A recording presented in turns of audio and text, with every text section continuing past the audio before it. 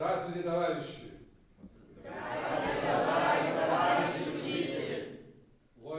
Строевая команда дана, урок начинают строго по правилам. В новом учебном году у этих ребят вместо привычных ОБЖ теперь ОБЗР – основы безопасности и защиты Родины. Урок, посвященный гражданской ответственности и патриотизму. Сегодня на занятии разбирают правильную разборку и сборку автомата Калашникова. Предохранитель имеет у нас три положения. Первое положение – это одиночный, очередями. И третье положение на предохранитель. Все, мы уже поставили автомат на предохранитель, и с этого автомата уже не будут производиться выстрелы.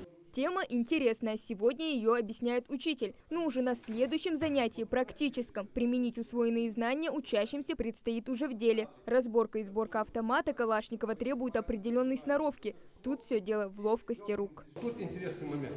Если вы сверху будете бить, видите, у вас крышка отходит, вы ее не поставите. Что тут надо делать? Какие тут тонкости надо знать? Или снизу давите наперед, или снизу наперед ударяете легким движением. Таким образом вы можете эту крышку поставить на место. Этот курс направлен на формирование у подрастающего поколения осознанного отношения к своей стране и защите ее интересов. Вели его во всех школах. Рады таким новшествам не только парни, но и девушки. ОБЗР – это очень интересный предмет. Но он никогда не бывает лишним в нашем расписании, и на нем всегда бывает весело, мы узнаем много нового, а также узнаем правила безопасности, без которых практически невозможно обходиться в обычной жизни. Очень интересный урок. Есть такой стереотип, что защищать Родину, и в принципе этот предмет нужен только мальчикам. Как ты к этому относишься? Нет, это полная неправда. Защищать Родину должен каждый, и в каждом должен откладываться патриотизм.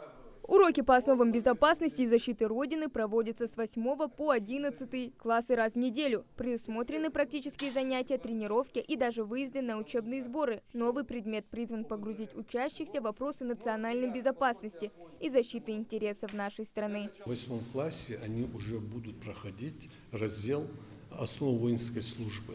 После 9 класса наши выпускники, многие, сдав ОГЭ, покидали школы. Они поступали, естественно, в средние профессиональные учреждения и так далее, или на работу.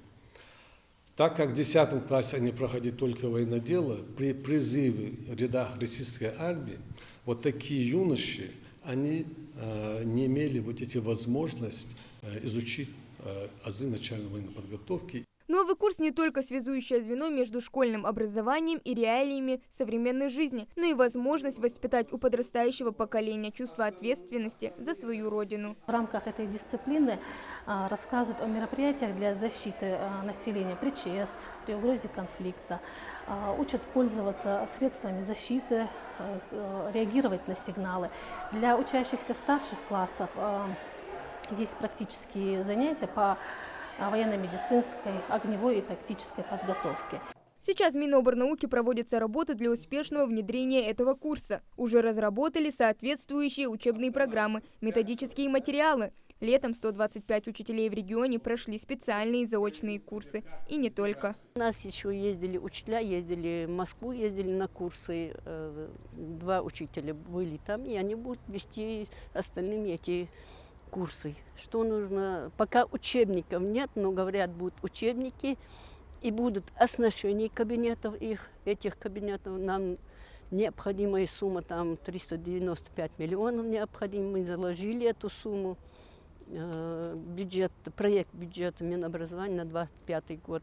Основная цель новых предметов и их модулей – это возможность выбора будущей профессии. Кроме этого, планирую сделать акцент на формирование семейных ценностей в рамках внеурочного курса «Семьеведение». Хава Гагиева, Муслим Марчаков, Магаз 24.